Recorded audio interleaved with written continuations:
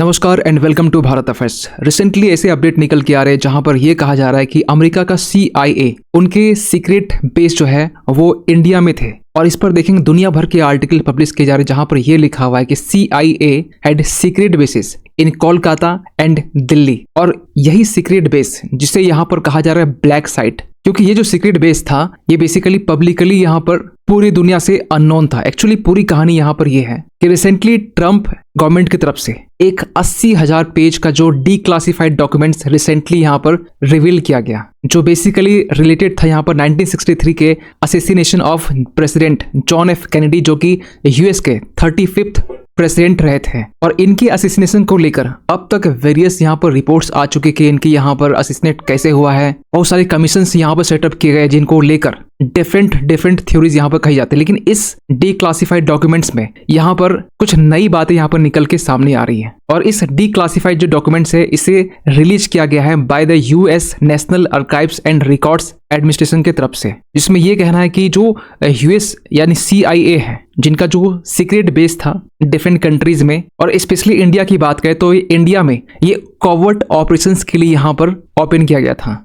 और ये है पूरा लिस्ट जहां पर यह कहा जा रहा है CIA के यहाँ पर सीक्रेट बेस थे, जिसमें यहाँ पर इंडिया के अलावा आपको वेरियस कंट्रीज यहाँ पर मिल जाएंगे। इवन कि यहाँ पर टोक्यो है जापान का, चाइना का जो हांगकांग है ये भी यहाँ पर आपको देखने मिले, बैंकॉक है। मतलब इस सीक्रेट बेस की हम जब बात करते हैं तो यहाँ मल्टीपल लोकेशंस में यहाँ पर CIA ने यहाँ पर ओपन कर रखा था। इवन कि पाकिस्तान का जो रावलपिंडी है ये भी इसमें शामिल है, श्रीलंका का जो कोलंबो है ये भी इसमें शामिल है, ईरान का जो तेहरान है जो आज के टाइम में US का राइवल माना जाता है ये भी इसमें शामिल था, साउथ कोरिया भी शामिल था। लेकिन इस लिस्ट में बांग्लादेश नहीं था, क्योंकि उस टाइम में, क्योंकि हम ये बात कर रहे हैं 1963 की, जिस टाइम में बांग्लादेश का लिबरेशन नहीं हुआ था, क्योंकि ये वो टाइम था 1971 जब बांग्लादेश पाकिस्तान से टूटकर एक नया देश बनता है। और इस सीक्रेट बेस की लिस्ट में यहाँ पर चाइना का जो हांगकांग जो है ना ये भी शामिल था, क्योंकि उस टाइम में 1963 के आसपास का टाइम में ये UK का पार्ट था। और CIA ये जो सीक्रेट फैसिलिटीज है इसे ब्लैक साइट्स के नाम से भी यहाँ पर पुकारते थे। और इस ब्लैक साइट्स का बेसिकली जो यूज है वो होता था यहाँ पे इंटेलिजेंस एक्टिविटीज के लिए, जिसमें यहाँ पर सर्विलांस हो, जासूसी हो, या फिर अगर कोई भी सस्पेक्टेड टेररिस्ट है इसके इंटरोगेशंस में यहाँ पर इसे यूज किया जाता था। इवन कि डिटेंशन के मामले में भी यहाँ पर यूज किया जाता था। और इसमें यहाँ पर यूक्रेन भी शामिल था, क्योंकि यहाँ पर यह कहा जा रहा है कि आज का यूक्रेन जो बेसिकली रशिया यूक्रेन के वॉर को देखे तो यहाँ पर यूक्रेन का यूज किया जा रहा था US के CIA की तरफ से, क्योंकि रशिया के अगेंस्ट में जो भी इंटेलिजेंस एफर्ट्स हैं वो CIA यूक्रेन में बैठ के यहाँ पर किया करती थी।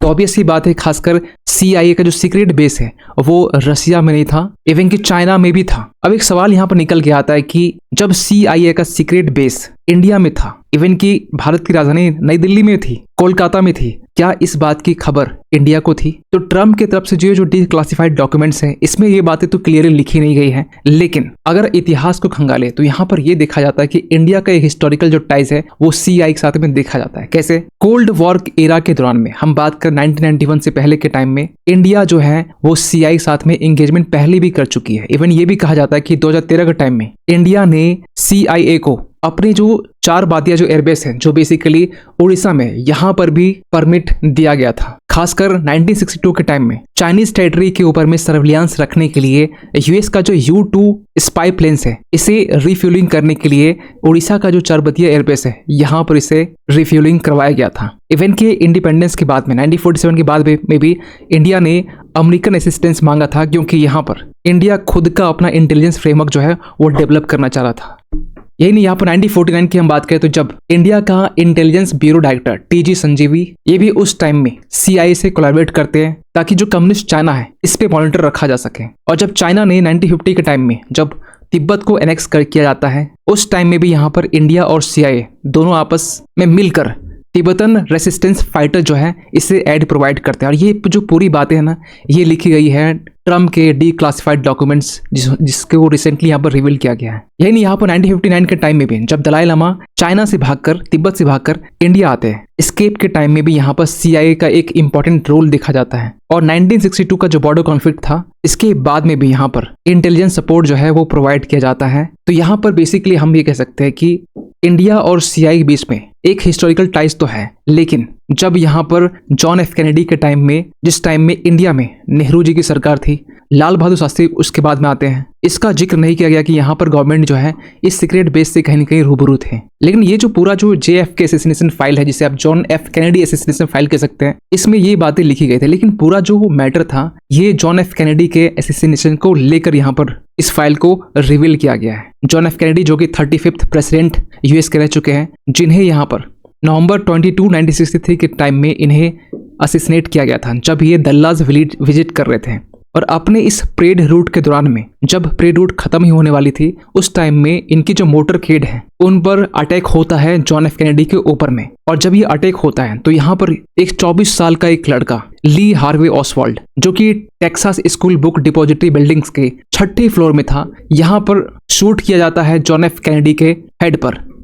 और उस टाइम की ये एक आइकॉनिक तस्वीर है जहां पर जॉन एफ कैनेडी की जो वाइफ है ये शूट के बाद में पीछे मूव होता हुआ दिखाई दे रही है। लेकिन इस असैसिनेशन के बाद में यहाँ पर उस टाइम के बाद में जो प्रेसिडेंट बने बी जॉनसन, इन्होंने एक वारन कमीशन यहाँ पर सेटअप किया और इस इन्वेस्टिगेशन से ये मालूम चला कि इसके पीछे ऑसवाल्ड अकेला इसमें शामिल था, इसमें कोई भी कॉन्स्पिरेसी नहीं थी और इसको लेकर कोई एविडेंस मिला भी नहीं। लेकिन रिसेंटली जो फाइल्स रिलीज किया गया, इसमें इंडिकेट यह किया जाता है कि एक सेकंड शूटर भी इसमें शामिल था, क्योंकि ऑसवाल्ड की बुलेट से तो ये रिसेंट का जो फाइल है वो बेसिकली ये कहता है कि उसमें जॉन एफ कैनेडी जो है वो नहीं मारे थे, लेकिन हाँ जो सेकंड शूटर है इसके पीछे रिस्पॉन्सिबल है। और ये जो सेकंड शूटर है जो बेसिकली ग्रासी नोल जो मोटरकेड के आगे था, यहाँ पर ये लोकेटेड था और यहाँ से शूट करते हैं एक्स प्रेसिडेंट के ऊपर में। और जब ये शूट किया था उसी टाइम में ऑसवाल्ड यहाँ पर Texas school book depository building में 6ठे फ्लोर में था। और बाद में ये चीजें रिवील की जाती है इस डिस्क्लासिफाइड फाइल्स में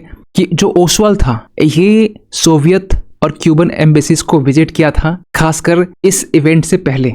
और इसके पहले भी कहीं न कहीं एक वार्निंग देखी गई थी। इस फाइल में भी लिखा गया कि एक कॉरेस्पॉन्डेंस जो बेसिकली सर्गेई जोरोनोव, इन्होंने अगस्त 1963 में ये क्लेम किया कि इन्होंने अमेरिकन वाइस कॉन्सुल को ये वार्न भी किए थे, जो बल्गेरियन कैपिटल सोफिया में है। और जो जोरोनोव है, इसी इन्फॉर्मेशन मिलती है यहाँ पर एक पर्सन से जो बेसिकली सोवियत एम्बेसी जो बल्गेरिया में यहाँ पर काम कर रहा था, जिनका नाम वासिलेव कॉन्सुल था। और इस वासिलेव कॉन्सुल को ये इन्फॉर्मेशन मिलती है उनकी गर्लफ्रेंड से, जिनका नाम तो यहाँ पे हिडन है, लेकिन यहाँ पे ये कहा जाता है उनकी जो गर्लफ्रेंड है वो बेसिकली वासिलेव कॉन्सुल के रूम में आती है। और यहाँ पे ये कहा जाता है कि जो मिस्टर ली हार्वे ऑसवाल्ड है, जिसके बारे में पीछे जिक्र किया गया, ये असैसिनेट कर दिए हैं जॉन एफ कैनेडी को।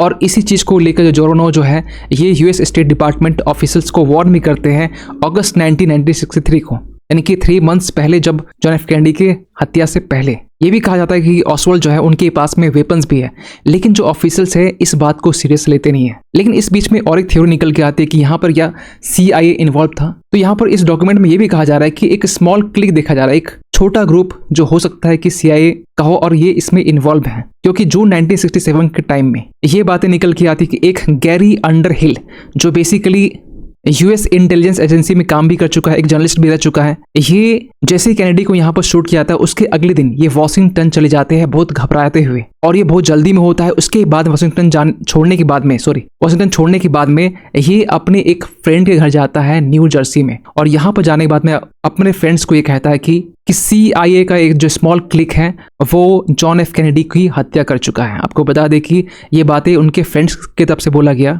जिनके यहाँ पे वो रुका था, और ये कह रहा था कि जो गैरी अंडरहिल है ये शांत था लेकिन कंप्लीटली ये शॉक था। लेकिन सबसे हैरानी की बात यहाँ पर यह है कि JFK जो फाइल्स है अभी क्यों रिलीज किया गया। देखिए, ट्रंप के पहले शासनकाल में ट्रंप ने ये कोशिश की थी इस फाइल को रिवील करने को लेकर, लेकिन यहाँ पर उस टाइम में मुद्दा उठा था नेशनल सिक्योरिटी को लेकर। थोड़ी बहुत जो फाइल्स की जो डिटेल्स है उस टाइम में जब नेक्स्ट टाइम जब जो बाइडेन जब प्रेसिडेंट बनते उस टाइम रिवील किया गया, लेकिन इतनी डिटेल्स नहीं थी, इतनी ट्रांसपेरेंसी नहीं थी। लेकिन यहाँ पर जो तुलसी गाबार्ड है जो basically director of national intelligence है यूएस डिपार्टमेंट के, इन्होंने यहाँ पर यह कहा ट्विटर में कि president Trump is ushering in a new era of maximum transparency. Trump यहाँ मैक्सिमम ट्रांसपेरेंसी लाने की बात करते हैं, और ये बातें अपने ऑफिस को टेक ओवर करने से पहले ट्रंप ने ये बातें कही थी। खैर, आप क्या सोचते हैं पूरी इस अपडेट को लेकर, कमेंट कीजिएगा। और जाते जाते एक क्वेश्चन सभी के लिए, हाल ही में यहाँ पर जो इंटरनेशनल एटॉमिक एनर्जी एजेंसी, ये न्यूज में था, आपको बताना यह है कि इसका हेडक्वार्टर कहां पर लोकेटेड है, जेनेवा, न्यूयॉर्क, वियना या फिर पेरिस। सही आंसर कीजिए कमेंट सेक्शन पे।